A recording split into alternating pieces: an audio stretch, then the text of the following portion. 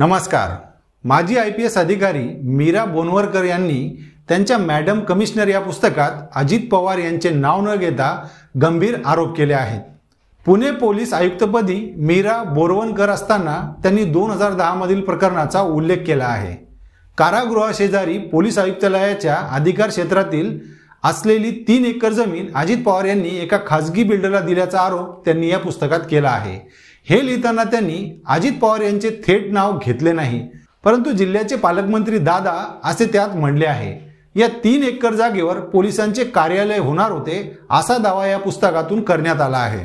त्यामुळे येत्या काळात अजित पवार यांच्या अडचणीत वाढ होण्याची शक्यता आहे। मीरा बोरवणकर आपल्या पुस्तकात लिहितात, आयुक्त पदाचा पदभार स्वीकारल्यानंतर त्याचबरोबर आसपासच्या पोलीस ठाण्यातील गुन्ह्यांचा आढावा घेण्यास सुरुवात केली। एक दिवस मला विभागीय आयुक्तांचा कॉल आला आणि त्यांनी सांगितले, पुण्याचे पालकमंत्री तुमच्याबद्दल विचारत आहेत, तुम्ही त्यांना एकदा भेट द्या। याच वेळी विषय येरवडा पोलीस स्टेशनच्या जमिनी संदर्भातील असल्याची त्यांनी मला सांगितले।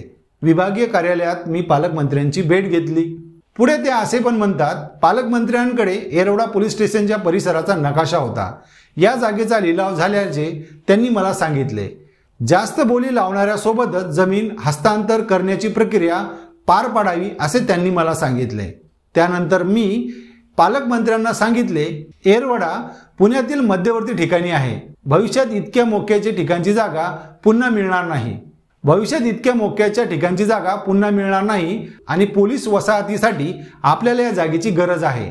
नुकताच आयुक्त पदाचा कारभार स्वीकारलेला असताना सरकारी जमीन खासगी व्यक्तीला दिल्यास माझ्याकडे चुकीच्या नजरेने बघितलं जाईल, परंतु त्या मंत्र्याने माझं काही ऐकलं नाही आणि जमीन हस्तांतर करण्याची प्रक्रिया पूर्ण करण्याचा आग्रह धरला असे या पुस्तकात बोरवणकरांनी लिहिले आहे। येरवडा कारागृह शेजारील पोलिसांची 3 एकर जमीन खासगी बिल्डरला दिल्याचा दावा त्यांनी या पुस्तकात केला आहे। नेमके मीरा बोरवणकर या आपल्या विधानामुळे चर्चेत आल्या आहेत। आता जाणून घेऊया त्यांच्याविषयी। मीरा बोरवणकर या मूलतः पंजाबमधील फाजिल्का या जिल्ह्यातील आहेत। त्यांचे वडील OP चड्डा बॉर्डर सिक्युरिटी फोर्स म्हणजे BSF मध्ये होते। त्यांचे शिक्षण हे फाजिल्कामध्येच झाले। त्यानंतर त्यांनी पहिल्या महिला IPS अधिकारी किरण बेदी यांच्या प्रेरणेमुळे UPSC मधून 1981 मध्ये IPS पोस्ट मिळवली। मीरा बोरवणकर यांनी IPS पद स्वीकारल्यानंतर त्यांना महाराष्ट्रामध्ये पोस्टिंग मिळाली।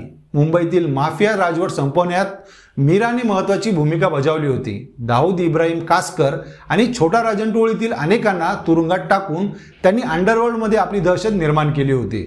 मुंबई बॉम्बस्फोटाचा दोषी अजमल कसाब आणि 1993च्या मुंबई बॉम्बस्फोटातील दोषी याकूब मेननला मीरा यांच्या देखरेखीखालीच फाशी देण्यात आली। 1994 मध्ये जळगावात एक मोठं सेक्स स्कॅन्डल पकडण्यात आलं। त्यात शालेय व महाविद्यालयीन मुलींना वेश्या व्यवसायात आणण्यासाठी भाग पाडल्या जात असे। हा घोटाळा उघड करण्यामागे मीरा यांची महत्त्वाची भूमिका होती। याच घटनेनंतर मीरा देशभरातील मीडियामध्ये चर्चेत आल्या। तुम्हाला आठवत असेल, राणी मुखर्जी स्टारडम मर्दानी हा चित्रपट IPS मीरा बोरवणकर यांच्या जीवनावरच आधारित आहे। त्यांच्यापासून प्रेरणा घेऊनच हा चित्रपट बनवण्यात आला आहे। मर्दानी चित्रपटातील पात्र हे चांगल्या प्रकारे करण्यासाठी राणी मुखर्जी या अनेक वेळेस मीरा बोरवणकर यांना भेटल्या। लेडी सुपर कॉप म्हणून ओळखल्या जाणाऱ्या IPS मीरा बोरवणकर यांना अनेक पुरस्कारांनी सन्मानित करण्यात आला आहे।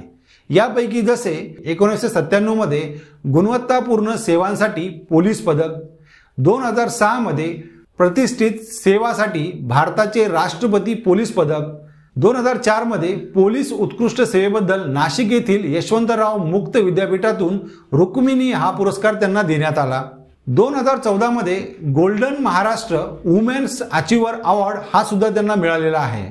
तुम्हाला ऐकून आश्चर्य वाटेल, मीरा बोरवणकर या फक्त IPS पदावर अवलंबून नव्हत्या, तर त्यांनी यासोबत आपले शिक्षण सुद्धा सुरू ठेवले।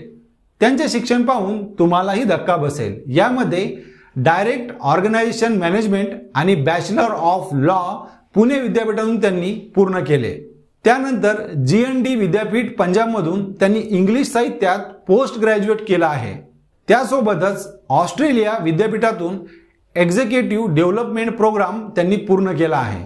त्यांच्याविषयी एवढेच नाही, सोबतच त्या एक उत्तम लेखिका सुद्धा आहेत।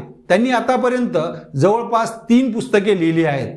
त्यामध्ये 2017 मध्ये ल्यूज ऑफ लाईफ, तर 2019 मध्ये इन्स्पेक्टर चौगुले आणि 2023 मध्ये मॅडम कमिशनर अशी त्यांची पुस्तके आहेत. आणि याच पुस्तकामधून मॅडम कमिशनर या पुस्तकात त्यांनी अजित पवार यांच्यासोबत झालेल्या भेटीचे वर्णन केले आहे. आता शिंदे गट, भाजपा आणि राष्ट्रवादी यांच्या सरकारसमोर अजित पवार यांच्या नावाने पुन्हा एक मोठा प्रश्न उभा राहतो की नाही हे वेळच सांगेल. पण आत्ताची वेळ सांगतीये की तुम्ही आपल्या या चॅनलला सबस्क्राईब करा. हा व्हिडिओ जर तुम्हाला आवडला असेल तर आपल्या चॅनलला आत्ता सबस्क्राईब करा. ही माहिती जर तुम्हाला आवडली असेल तर व्हिडिओला लाईक करा. तुमच्या काही सूचना असतील तर ते कमेंट बॉक्समध्ये सांगा आणि हा व्हिडिओ आपल्या मित्रांमध्ये नक्की शेअर करा. धन्यवाद.